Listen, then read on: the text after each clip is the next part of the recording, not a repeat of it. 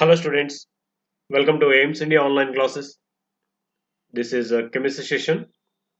Here we are discussing about the chapter chemical bonding.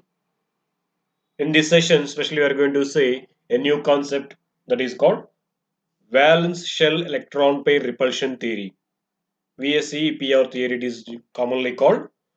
So which is abbreviated as valence shell electron pair repulsion theory, which explains us about the shape of the molecules and the bond angles present in the molecule with multi-atomic molecules.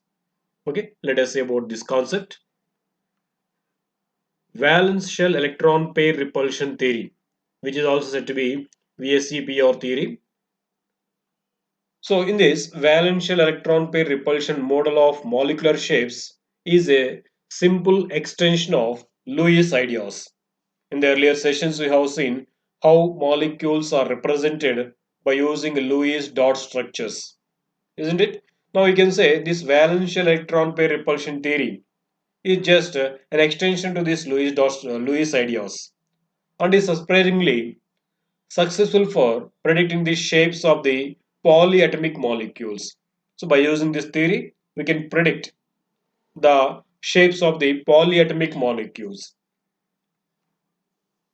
Sedgwick and Powell proposed that for molecules and ions which are having only single bonds, an approximate shape can be predicted from the number of electron pairs in the valence shell of the central atom. So these two scientists they have proposed that for the molecules in which they are having completely single bonds, then the shape of that molecule can be predicted based upon the number of electron pairs present on the central atom of that molecule. Based upon the electron pairs present in the on the central atom of that molecule, the shape of that molecule can be predicted by using this theory. The outer shell of the central atom of a molecule may contain one or more bond pairs of electrons and even also lone pairs of electrons.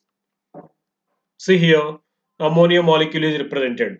In this ammonia molecule, nitrogen central atom nitrogen, it has three bond pairs of electrons.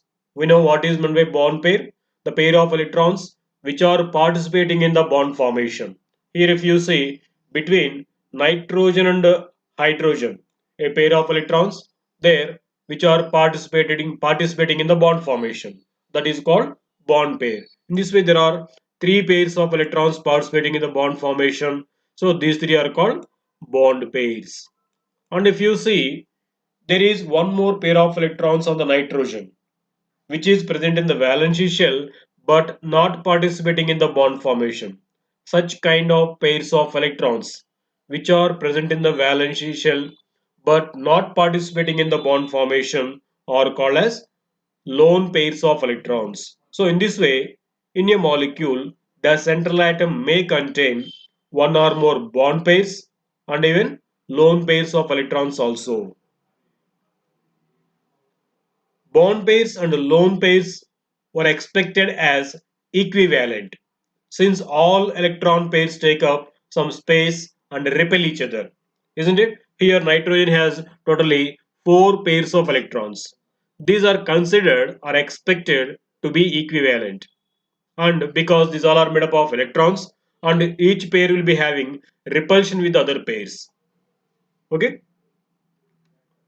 Repulsion is minimized between the electron pairs if these electron pairs are oriented in the space as far as possible, as far apart as possible. So, based upon this concept, the shape of the molecule is predicted based upon the repulsions between the pairs of electrons present on the central atom. So here, because of the repulsions existing between these electron pairs, these pairs of electrons will try to orient in the space as far as possible from one to another. Thus, they take the space around the central atom to minimize the repulsions between the electron pairs. Gillips and Niold improved the theory to predict and explain the molecular shapes and bond angles more exactly. So these two scientists they have improved this concept of valence shell electron pair repulsion theory. to predict and explain the molecular shapes and bond angles more exactly. Okay. Now let us see the postulates of this valence shell electron pair repulsion theory. What it explains. The shapes of the molecule. The shape of the molecule is determined by the repulsions between the all electron pairs that are present in the valence shell of the central atom of that molecule. So based upon the electron pairs present in the valence shell of that atom, which is considered as central atom of that molecule, based upon that, the shape and bond angles present in the molecule can be predicted. Okay. A lone pair of electrons takes up more space around the central atom than a bond pair because the lone pair is attracted to the molecule. Okay, see here what is explained here. A lone pair will take more space around the central atom than a bond pair because this lone pair is attracted to only one nucleus, to this atom only, to the central atom only, isn't it? Whereas a bond pair is shared by two nuclei. If you see this molecule, it is a central atom. We can consider as this is central atom, and here two atoms are connected X and Y. Now this pair of electrons is completely attracted to the only one nucleus, so it will be having more repulsion and it will take more space around the nucleus. Whereas these two pairs are located between two nuclei. These are shared by two nuclei and hence they exhibit less repulsion when compared to lone pair repulsion.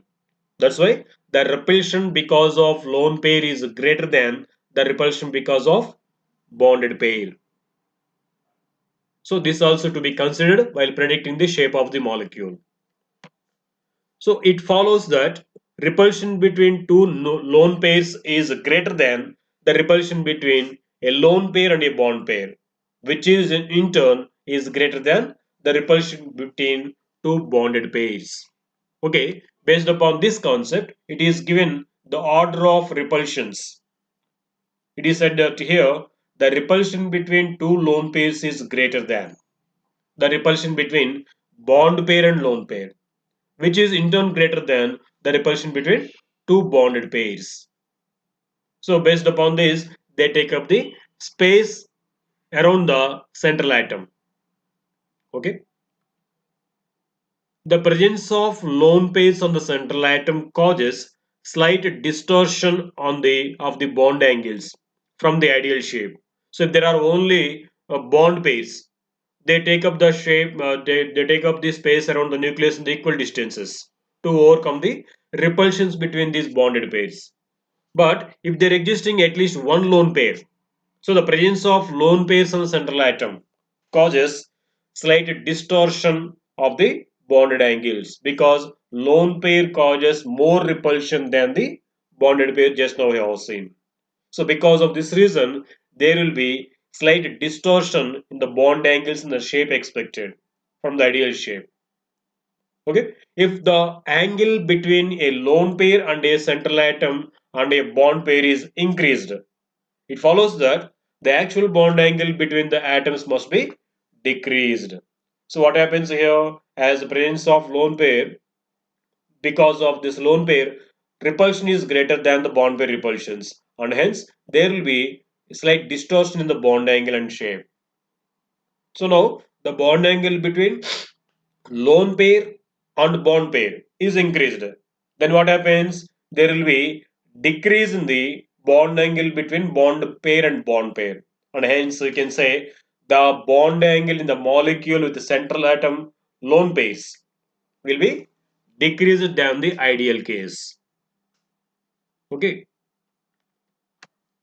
The magnitude of repulsions between the bonding pairs of electrons depends on the electronegativity difference between the central atom and the other atoms.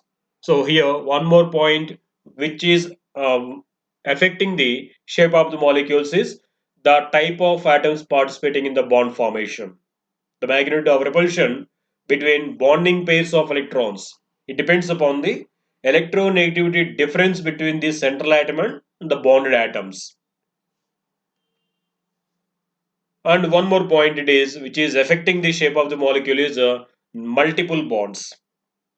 Double bonds cause more repulsion than single bonds, and triple bonds cause more repulsion than double bonds. So in between uh, two atoms, if there is a double bond, on the other side if there is one single bond, the repulsion because of this double bond is greater than the repulsion because of single bond.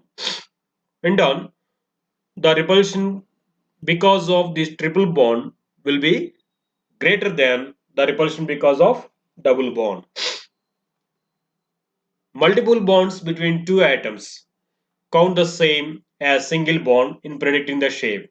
Yes, while predicting the shape, a multiple bond between two atoms will be considered as a single bond because it does not matter how many electrons present in the each direction. So, how many number of atoms might be there between two atoms, but it will be considered as one bond while predicting the shape of the molecule.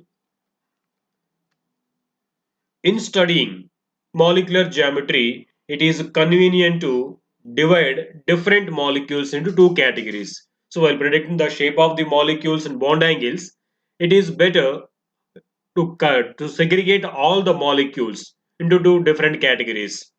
One of them is molecules in which the central atom has no lone pairs. Means that the central atom will be considering to be having only bond pairs of electrons around its nucleus, no lone pairs. For example, molecules like BeCl2. Observe here the central atom is beryllium and it has two valence electrons. These two are participating in the bond formation of the two fluorine atoms, and hence beryllium has only two bond pairs of electrons but no lone pairs, isn't it? In the same way, if you observe boron trifluoride, BF3, in this molecule also the central atom is boron, which is connected with three fluorine atoms, and hence boron has three bond pairs of electrons around its nucleus, but no lone pairs of electrons in its valence shell. In the similar way, the remaining molecules also you can see. Carbon in methane molecule in CH4, it has only four bond pairs of electrons, no lone pairs, isn't it? In the same PCl5, phosphorus has five bond pairs, no lone pairs. You can see here one more, sulfur hexafluoride SF6. In this molecule also, sulfur has six bond pairs and no lone pairs. So this is one category. While trying to predict the shape and bond angles of molecules, it is better, it is convenient if we segregate the molecules like this into two categories. One it is the molecules with the central atom having only bond pairs of electrons without lone pairs. And the second category is the molecules in which the central atom has one or more lone pairs also along with bond pairs. For example, sulfur dioxide SO2. What is the central atom in this molecule? Sulfur. We know its atomic number is 16 and its configuration is 2, 8, 6. Means the central atom in this sulfur dioxide molecule has totally 6 valence electrons, isn't it? Now it is connected with two oxygen atoms. If with each oxygen atom it forms a double bond here. First, with one single oxygen, it forms a double bond. Now, this oxygen is getting octet configuration. At the same time, the sulfur also attained octet configuration by this double bond. Now, with another oxygen atom, it forms a dative bond. We have seen what is meant by a dative bond already, isn't it? Now, this is a molecular shape. Now, these two bonds are considered as a single bond while predicting the shape of this molecule. And this is one bond. Totally, it has two bond pairs now while predicting the shape. Even though it is double bond, it is considered as a single bond while predicting the shape.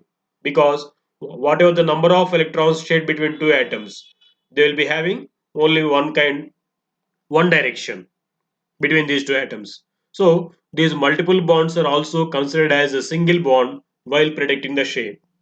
Now it has apart from these bond pairs, sulfur atom is also having a pair of electrons in its valence shell which are not participating in the bond formation. See here these two. So these pair of electrons are called as lone pairs of electrons. So the repulsion because of these lone pairs is greater than the repulsion because of these bond pairs.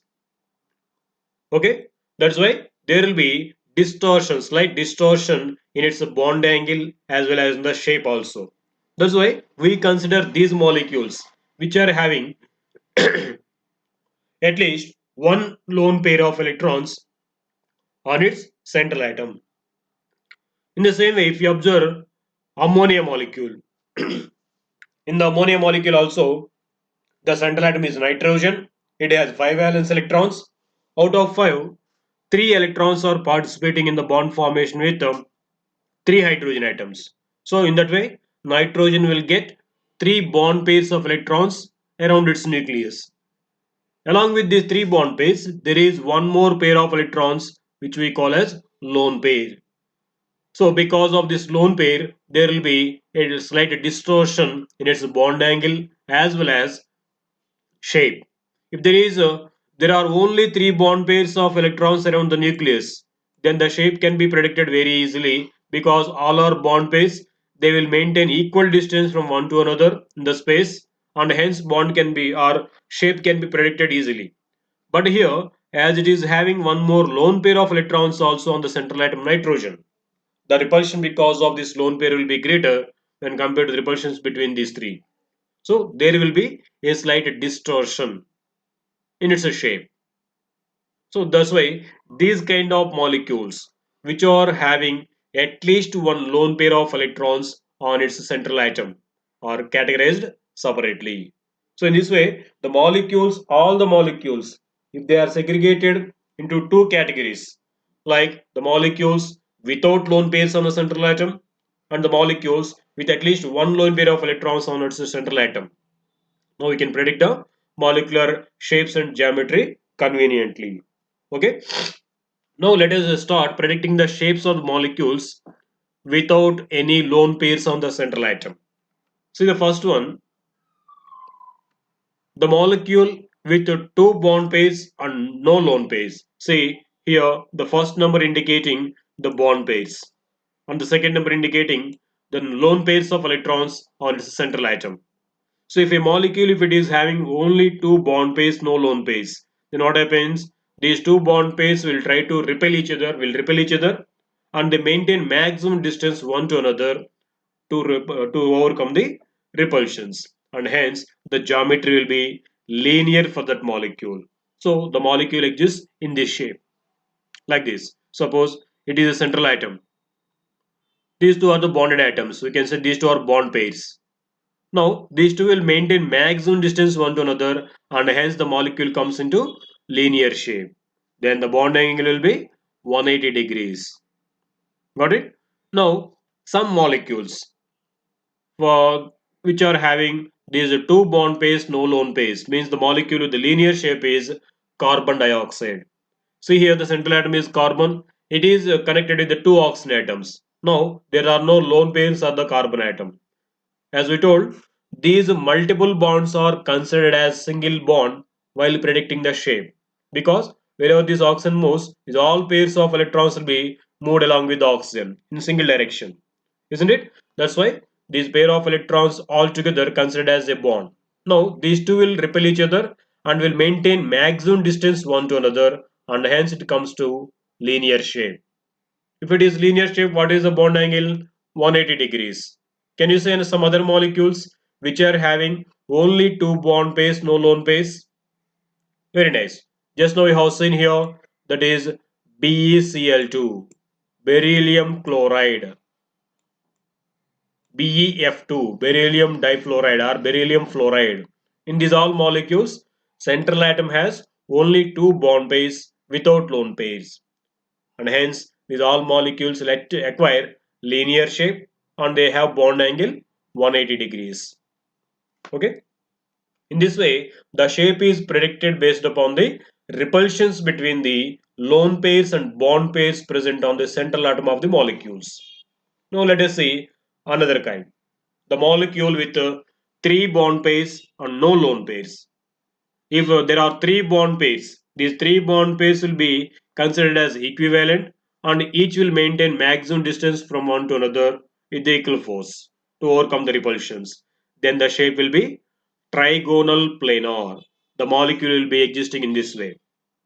This is called trigonal planar shape. It is central atom and the three bond pairs will maintain maximum distance from one to another and hence it acquires a shape called trigonal planar shape. In this shape, the bond angle will be 120 degrees. And some examples for the molecules having this shape are BCl3, boron trichloride, boron trifluoride, BF3. So in these molecules, the central atom has AlCl3. In these molecules, central atom has only three bond pairs of electrons and no lone pairs. Okay, such kind of molecules acquire the shape called trigonal planar shape, where the bond angle is 120 degrees. Let us see another. The molecule with four bond pairs and no lone pairs. Then these four bond angles acquire a shape called tetrahedron shape. Okay, and the molecule will be seen like this. Four bonds will maintain equal distance from one to another and they spread in the space, in three-dimensional space. That is, arrangement is called tetrahedron shape. There, the bond angle between the between two bonds will be 109 degrees 28 minutes. So around 30 minutes it is. That's why it is mentioned here 109.5 minutes. Nothing but 109 30 degrees. 109 degrees 30 minutes average. But actually it is, to say accurately, 109 degrees 28 minutes. The example for the molecule with the tetrahedron shape is CCl4 or methane. See here, the central atom is carbon. It has no lone pairs on the central atom, only four bond pairs. So these will maintain equal distance from one to another in the space and attains tetrahedron shape with bond angle 109 degrees 28 minutes. Okay, let us see another example. The molecule with five bond pairs, no lone pairs. There are five bond pairs. If they maintain maximum distance from one to another to overcome the repulsions, then they attain a shape called geometry called trigonal bipyramidal shape. This is called first three bond pairs will maintain the same plane with a trigonal planar shape and one bond pair will be above the plane and another will be below the plane. This shape is called trigonal bipyramidal shape. If you consider these three atoms, these are on the same plane. It is in the above the plane. From the above the plane, if you observe, it is like a trigonal pyramidal shape. From the bottom also, trigonal pyramidal shape is existing. That's why this shape is called trigonal bipyramidal shape. So in this shape, there are existing two kinds of bond angles. If you see here, within the plane, between these atoms, in the trigonal planar shape, bond angle will be 120 degrees. And one atom is there above the plane. Here the bond angle will be 90 degrees. So in the trigonal bipyramidal shaped molecules, there exist two kinds of bond angles. Within the plane 120 degrees and above and below the plane they maintain 90 degrees. Okay.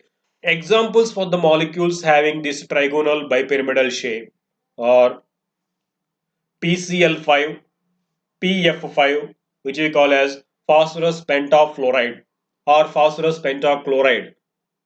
These molecules have only 5 bond pairs of electrons on the central atom phosphorus without any lone pairs. And thus, the molecular geometry will be trigonal bipyramidal shape with bond angles 120 and 90 degrees. Okay. Next category, the molecules with 6 bond pairs, no lone pairs. There are 6 bond pairs. Then the geometry of the molecule will be octahedron. It can be represented like this. So four bond pairs will be maintained in the same plane along with the central atom, and one will be above the plane, the other will be below the plane. So in this shape, all the bond pairs will maintain equal distance from one to another in all the directions you can observe. So here between any two bond pairs, the bond angle will be 90 degrees. So this shape is called octahedron. And the molecule, example molecule for the which is having this octahedron shape with the 6 bond pairs and no lone pairs on the central atom, we can say as SF6, sulfur hexafluoride it is called. In this central atom is sulfur has only 6 bond pairs without any lone pairs. So these bond pairs will maintain equal distance from each other and they acquire a geometry called octahedron with bond angles 90 degrees. Okay, another kind. The molecules with 7 bond pairs but no lone pairs. There are 7 bond pairs, then the geometry of the molecule will be pentagonal bipyramidal. Means there will be 5 bond pairs in the same plane along with the central atom. See here it is mentioned a pentagonal shape. So these bond pairs, 5 bond pairs are there in the same plane along with the central atom. And there is one bond pair above the plane and there is one more below the plane. So from the top if it is seen, it will be like a pentagonal pyramidal shape. From the bottom also pentagonal pyramidal shape is existing. That's why this shape is called pentagonal bipyramidal shape. Okay, it is called pentagonal bipyramidal shape. Here also, just like the trigonal bipyramidal shape, two bond angles are existing within the plane and above and below the plane. If you see within the plane, 5 bond pairs are there divided by 360 total divide. Equal distance, no? That's why if you see within the plane, the bond angle will be 72 degrees between any two bond pairs within the plane. It will be 72 degrees. And above and below the plane, if you see here, above and below the plane, there exists 90 degrees because it is perpendicular to the plane of the geometry. So here the bond angle is 90 degrees. In this way, in the molecules which are having pentagonal bipyramidal shape, there exist two bond angles. One within the plane between the bond pairs, the bond angle will be 72 degrees, and above and below the planes, the bond angle will be 90 degrees. Now, the example molecule which is having this geometry, pentagonal bipyramidal shape is IF7 or zirconium F7 ion. So in this, the central atom will be having 7 bond pairs without any lone pairs. One more molecule you can see that is IF7. In that also, the central atom will be having only 7 bond pairs without lone pairs. So for these all molecules, the prediction of bond angle and shape is somewhat easy because all are of same kind of bond pairs. So the repulsion between these all will be symmetry. So the symmetry we can observe in the molecular shape. But in the second category means that the molecules in which the central atoms are having at least one or more lone pairs also along with the bond pairs. Then there occurs certain slight distortion in their geometry which is expected to be. Let us see those now. The molecule with two bond pairs and one lone pair. If a molecule is having only two bond pairs, what we have seen, the shape of the molecule is being linear. But as the presence of one lone pair, that will push the two bond pairs down because we learned that lone pair repulsion is much greater than the repulsion because of bond pairs. So the geometry of the molecule will be bent or angular. So we can say molecular shape like this. So actually these white balls represents the bond pair. This yellow ball represents here a lone pair. No, actually there are only two bond pairs. The shape is predicted as linear. But because of this lone pair, these two bond pairs are pushed down because its repulsion is greater on these. It pushes these two bond pairs down much. they come a little close. Okay. Now the bond angle for these molecules will be around 119 degrees 3 minutes. Of course, this also may vary based upon the type of atoms participating in the bond formation. Okay, it is will be around 120 or 119 degrees around. Example for the molecules having this kind of geometry are sulfur dioxide. In this molecule, the central atom sulfur has a lone pair along with the two bond pairs. Why two bond pairs means multiple bonds are also considered as here single bonds while predicting the shape. So in this, even though sulfur has double bonds, this is considered as one bond pair. This is one bond pair, and it is a lone pair.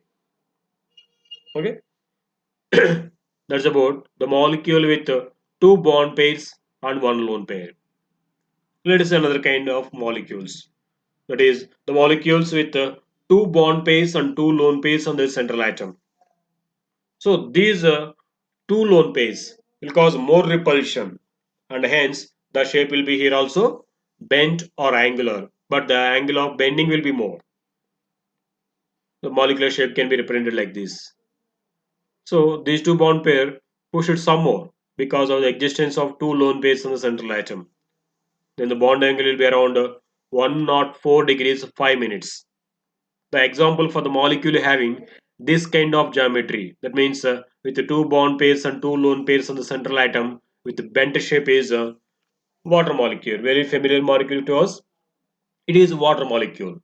See, in the water molecule, the central atom oxygen has two bond pairs, the two hydrogen atoms, and there are two lone pairs also. So the repulsion because of these lone pairs is much greater.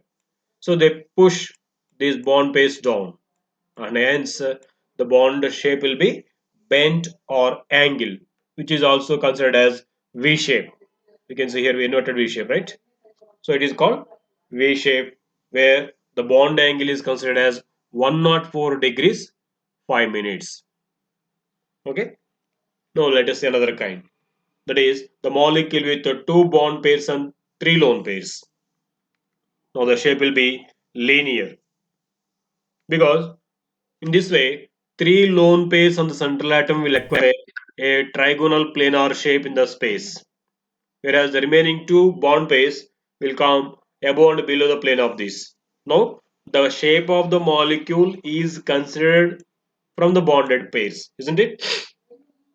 Now, this is linear shape, and bond angle will be here 180 degrees. And the molecules with this linear shape, example will be xenon difluoride, XeF2. In this molecule, xenon has three lone pairs of electrons and two bond pairs. Now, these three lone pairs will come into a plane with a trigonal planar shape, but we consider the shape based upon the bond pairs only. So, above this plane of lone pairs, there is one bond pair, and below the plane, there is one bond pair. Now, we can say this is the shape of the molecule, linear shape, and here the bond angle is 180 degrees. Okay, now another molecules. The molecules with three bond pairs and one lone pair. If there are only three bond pairs, what the shape we expected? We can expect the shape as trigonal planar shape. But because of the presence of one lone pair on the central atom, it pushes down the three pairs of electrons, and hence it acquires a shape called trigonal pyramidal shape in this way. So this lone pair pushes these three pairs of electrons down, and hence they come into a pyramidal shape, which is called trigonal pyramidal shape. Here the bond angle will be 107 degrees. Actually, if there are only three bond pairs of electrons, then the bond angle is expected to be 120 degrees. But because of this existence of lone pair, they are pushed down and they are being with the bond angle 107 degrees. An example molecule for this kind of shape or geometry is ammonia. In ammonia molecule, central atom nitrogen has three bond pairs of electrons and one lone pair, and hence it is in the shape called, geometry called trigonal pyramidal shape with bond angle 107 degrees. Okay. Next, the molecule with three bond pairs and two lone pairs on the central atom. then the shape will be expected to be T shape. This is the shape we say. Here, this pink one is a central atom. These three bonded pairs will come into the T shape. See here, in this way. And where the two lone pairs are occupying the above space. This shape is called T shape. And here the bond angle is being here 190 degrees, and between these two bond pairs 180 degrees. So two types of bond angles are existing in the molecules with the geometry T-shaped geometry, 90 degrees and 180 degrees. And the molecule, example molecule with this T-shaped geometry is a chlorine trifluoride, ClF3. In this molecule, central atom chlorine is with three bond pairs and two lone pairs. So these three bond pairs will come into this T shape. See, this is T shape, isn't it?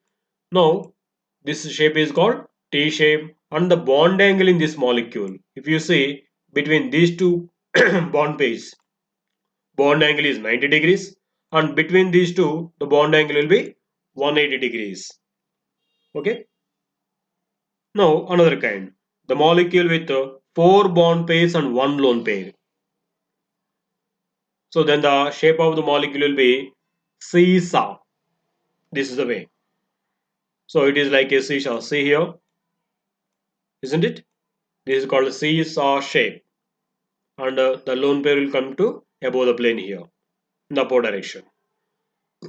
And then the bond angle in this molecule. If you see here, the bond angle, it is perpendicular to this. Actually, it is three-dimensional picture. Here, the bond angle will be 90 degrees, and between these two, the bond angle will be 120 degrees. So this shape is called seesaw shape. An example molecule with this geometry of seesaw shape is SF4, sulfur tetrafluoride. In this molecule's central atom sulfur is with four bond pairs and one lone pair. So this is called seesaw shape, isn't it? This is called seesaw shape with the four bond pairs and one lone pair. Okay, next, another kind. Four bond pairs and two lone pairs on the central atom. Then the shape will be square planar. Square planar means four bond pairs will come into the same plane along with the central atom, and two lone pairs will be above and below the plane. See, it is represented here. Four bond pairs on the same plane along with the central atom. One lone pair is above the plane, and the another lone pair is below the plane, isn't it? Then the bond angle will be 90 degrees because in the same plane they are existing. They maintain equal distance between any two bond pairs. The bond angle will be 90 degrees. An example for the molecule having this kind of geometry, that is square planar shape, is xenon tetrafluoride. In this xenon tetrafluoride, central atom xenon is with four bond pairs and the two lone pairs of electrons. So these four bond pairs will come into the same plane, and the remaining two lone pairs will be above and below the plane. And hence the bond angle will be here 90 degrees.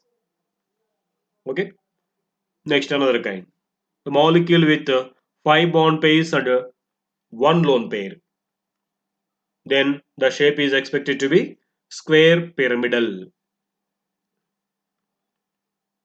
This is a shape, square pyramidal, and the bond angle will be here 180 and 90 degrees.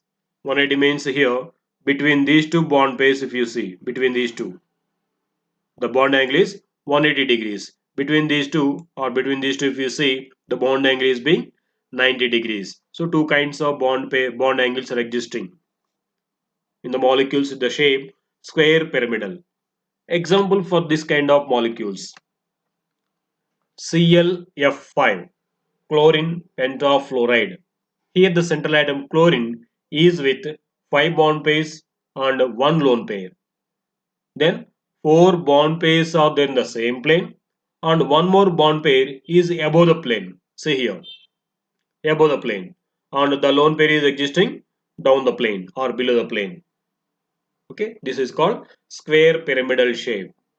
Next, the molecules with 5 bond pairs and 2 lone pairs. Then the shape will be pentagonal planar shape. This is the way. If a molecule is having 5 bond pairs and 2 lone pairs, then all the 5 bonds will be in the same plane along with the central atom. That is called pentagonal planar shape. All in the same plane, no? Then it is called planar shape. 5 corners are there. 5 bond pairs are there. Then it is called pentagonal planar shape. Above and below the plane, 2 lone pairs will occupy the space. Then the bond angle 360 by 5. What do we get? Bond angle is 72 degrees in this bond, in this molecule. And the example for the molecule with this shape is a xenon pentafluoride ion. Xenon XeF5 minus. In this molecule, in this ion, central atom xenon is with 5 bond pairs and 2 lone pairs of electrons totally because it is the ion. One more electron is there. Okay. Now in this 5 bond pairs will be means 5 fluorine atoms will be in the same plane along with the xenon and acquires a shape called pentagonal planar shape with bond angle 72 degrees. Okay, they are the molecules and their shapes. In this way, the molecular shapes are and bond angles are predicted based upon the bond pairs and lone pairs present on the central atom of that molecule. This is about valence shell electron pair repulsion theory, VSEPR theory it is called. Okay, thank you for watching our video. Please subscribe our YouTube channel AIMS Today for latest updates on recorded videos. And please visit our website aimstoday.in for the other information regarding online classes, quizzes, live worksheets, do-it-yourself activities, English classes, reasoning classes, and even coding classes.